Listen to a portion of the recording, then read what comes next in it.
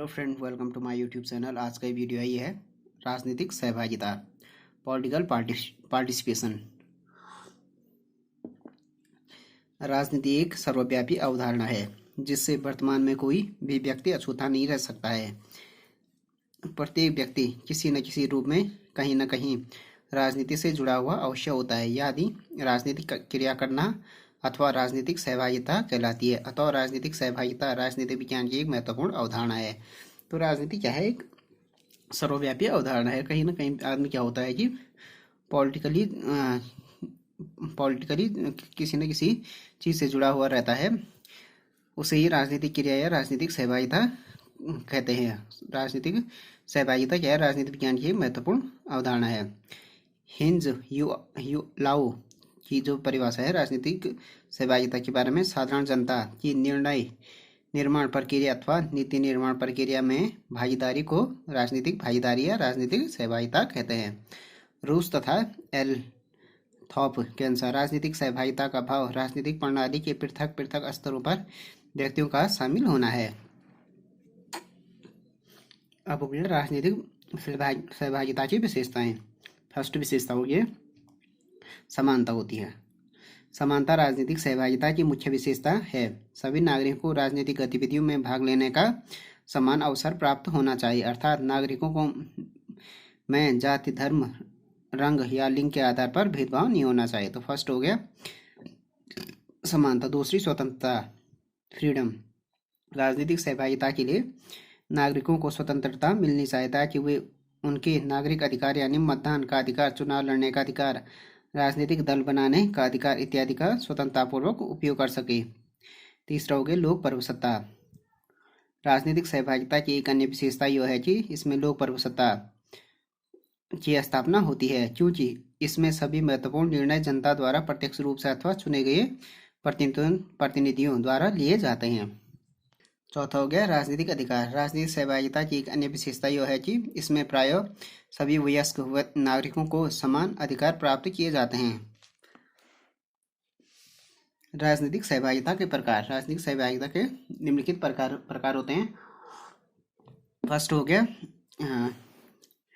सक्रिय व निष्क्रिय सहभागिता। आमंड एवं वर्मा ने राजनीतिक सहभागिता के दो प्रकार या रूपों के बारे में कहा है, सक्रिय सहभागिता तथा निष्क्रिय सहभागिता। उनके अनुसार व्यक्ति का राजनीतिक गतिविधियों में सक्रिय भाग लेना सक्रिय सहभागिता कहलाता है। राजनीतिक दलों की बैठकों में शामिल होना, प्रचार करना तथा उनके लिए चंदा इकट्ठा करना, चंदा लड़ना, चुनाव लड़ना आदि सक्रिय सहभागिता में शामिल है। दूसरा हो गया निष्क्रिय सहभागिता से तात्पर्य है जिसमें लोग राजनीतिक गतिविधियों में विशेष भूमिका नहीं निभाते हैं।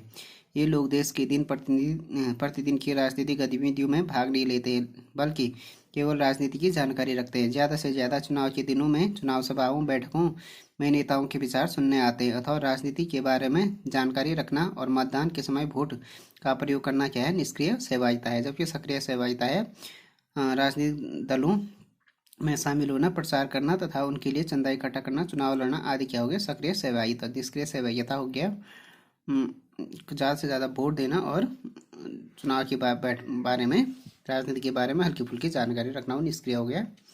सक्रिय हो गया चुनाव बैठकों में राजनीतिक दलों में शामिल होना, प्रचार करना, इनके लिए चंदा इकट्ठा करना, चुनाव लड़ना आदि सक्रिय हो गया। तीसरा हो गया स्वायत्त व परियोजित सहभागिता। स्वायत्त सहभागिता से तात्पर्य उस सहभागिता से है जो व्यक्ति की स्वेच्छा से प्रेरित होती है। अर्थात जब व्यक्ति अपनी इच्छा से राजनीतिक कार्यों में रुचि ले, राजनीतिक समस्याओं के प्रति जागरूक रहे तथा उनके समाधान के लिए प्रयत्नरत रहे तो स्वायत्त राजनीतिक सहभागिता कहा जाता है। परियोजित सहभागिता से तात्पर्य उस सहभागिता से है जो शासन तंत्र के द्वारा प्रेरित होती है। प्रत्येक सरकार यह प्रयत्न करती है कि वो अपनी नीतियों तथा कार्यों के अधिक से अधिक नागरिकों का समर्थन करे। अथवा इनमें जन सहभागिता प्राप्त करने के लिए सरकार अनेक विधियों का प्रयोग करती है। तो ये हो गया स्वायत्त और परियोजित सहभागिता।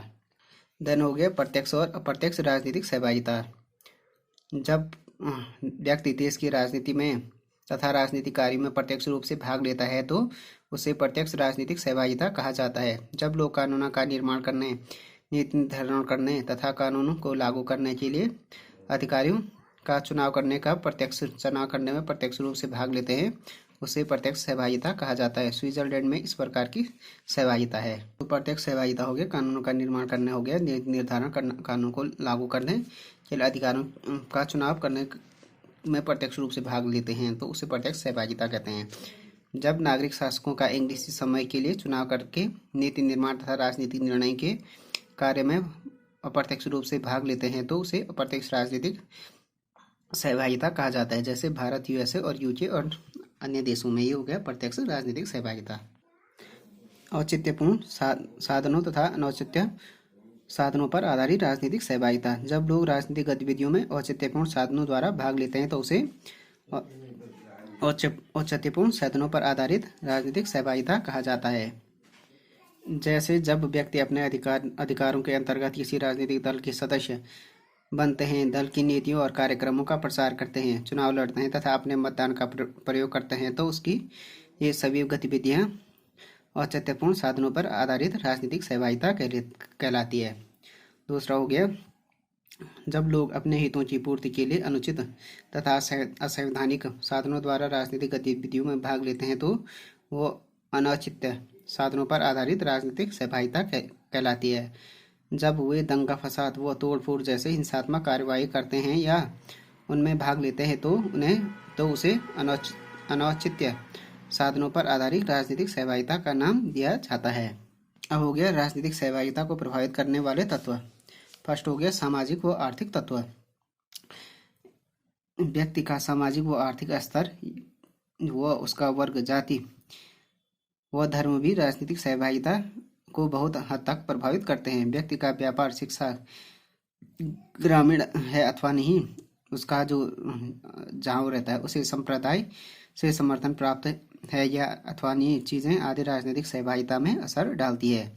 सामान्यतः उच्च सामाजिक स्तर वाले लोग राजनीतिक निर्णयों को प्रभावित करने में इसलिए सफल होते हैं क्योंकि ऊंचे पदों पर बैठे लोगों से वे संबंध स्थापित कर पाते हैं। वहीं दूसरी ओर कमजोर वर्ग अपने मताधिकार का प्रयोग भी ठीक ढंग से नहीं कर पाते, क्योंकि एक तरफ तो उसे अपने दैनिक जरूरतों की पूर्ति करनी होती है और वहीं दूसरी ओर उसके पास निर्णयों को प्रभावित करने की क्षमता नहीं होती है। दूसरा हो गया राजनीतिक जागृति भी राजनीतिक सहभागिता को प्रभावित करती है। राजनीतिक जागृति राजनीतिक सहभागिता को प्रभावित करता है। राजनीतिक दृष्टि से जागरूक व्यक्ति राजनीतिक निर्णयों व नीतियों के बारे में अधिक दिलचस्पी रखता है। वह राजनीतिक दृष्टि से कम जागरूक वर्ग में राजनीतिक सहभागिता कम देखने को मिलती है। तो राजनीतिक जागृति भी एक कारण है, तत्व है। यातायात के साधन व संचार के साधन व्यक्ति के जीवन पर गहरा प्रभाव डालते हैं। वह उसकी विचारधारा को प्रभावित करते हैं, उससे जागरूक बनाते हैं। समाचार पत्र हो गए, टेलीविजन, सिनेमा, रेडियो आदि जनसंचार के प्रभावशाली माध्यम हैं। लोगों की समस्याओं, सरकारी नीतियों, राजनीतिक पार्टियों की विचारधाराओं आदि की जानकारी ये लोगों तक पहुंचाते हैं और उनके राजनीतिक दृष्टिकोण से जागरूक बनाते हैं। उसके बाद हो गया राजनीतिक परिवेश लोगों की राजनीति में सहभागिता को प्रभावित करता है। इनमें 3 बातें शामिल हैं। फर्स्ट हो गया राजनीतिक समस्याओं और दलों की मौजूदगी। दूसरा हो गया राजनीतिक नियम। तीसरा हो गया राजनीतिक दशाओं के लिए विशेष दशाओं का होना। देन हो गया शिक्षा राजनीतिक सहभागिता का महत्वपूर्ण तत्व है, क्योंकि शिक्षित व्यक्ति अशिक्षित व्यक्ति की अपेक्षा ज़्यादा रुचि रखते हैं। शिक्षित व्यक्तियों में प्राय आत्मविश्वास और नागरिक दायित्व की भावना पाई जाती है। शिक्षा संस्थाओं में भी विद्यार्थियों को छोटे स्तर पर राजनीति में भाग लेने का अवसर मिलता है। अब हो गया तांत्रिक पद्धति में राजनीतिक सहभागिता की विधियाँ। फर्स्ट हो गया प्रारंभिक सभा या अथवा लेडेज जिमेंडी। स्विट्जरलैंड एक पूर्ण कैंटन तथा 4 अर्ध कैंटनों में प्रत्यक्ष प्रजातंत्र के संचालन के लिए लेडेज जिमेंडी अर्थात प्रारंभिक सभा की सदस्यता की गई है। यह कैंटन की एक सभा है जिसमें बैठक कैंटन के प्रत्येक मतदाता को भाग लेने तथा मतदान करने का अधिकार है। इस सभा का वार्षिक अधिवेशन एक सभापति की अध्यक्षता में, जिसे लेजमान कहा जाता है, होता है। इसका वार्षिक अधिवेशन होता है एक सभापति की अध्यक्षता में, जिसे लेजमान कहते हैं। यह अधिवेशन प्रत्येक वर्ष अप्रैल अथवा मई के महीने में किसी खुले मैदान अथवा बड़े हॉल में होता है।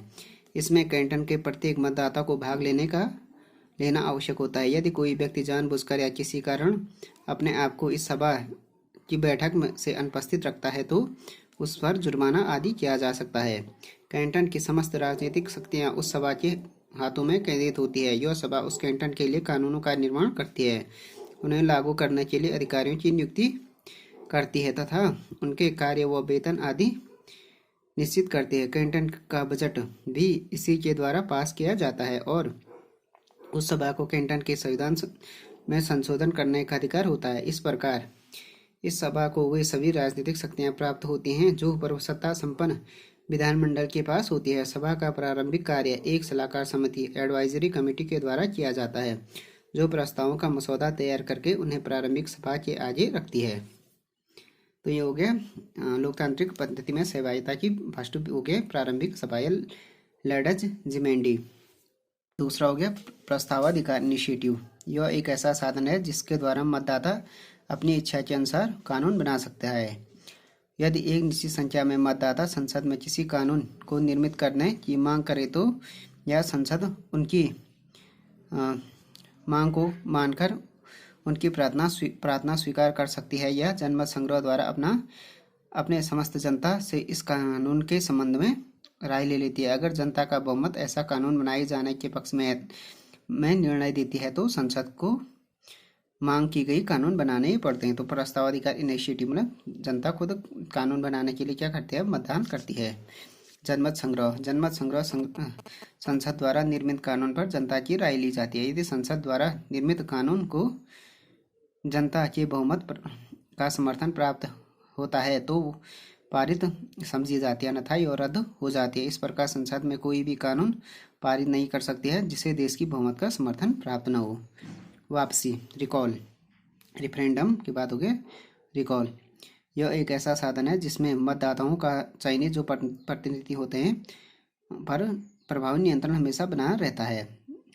यदि जनता प्रतिनिधि के कार्यों कलापों से संतुष्ट नहीं है तो उसे उसकी कार्य विधि से पूर्व वापस बुला सकती है। यदि मतदाताओं की निश्चित संख्या इस आशय का प्रस्ताव रखे तो प्रतिनिधि की सदस्यता समाप्त समझी जाती है। स्विट्जरलैंड में ऐसा प्रावधान है। देन हो गया लोकमत संग्रह प्लेबिसाइट। लोकमत संग्रह और जनमत संग्रह में अंतर यह है कि जहां जनमत संग्रह संसद द्वारा पारित कानूनों पर जनता की राय लेता है, वहीं लोकमत संग्रह राजनीतिक प्रश्नों पर जनता की राय लेता है। 1935 में लोकमत संग्रह प्लेबिसाइट के आधार पर सार का प्रदेश जर्मनी में मिलाया गया था। अब हो गया जन सहभागिता का महत्व। क्या महत्व है? फर्स्ट तो राजनीतिक शिक्षा मिलती है इससे, जन सहभागिता से या राजनीतिक सहभागिता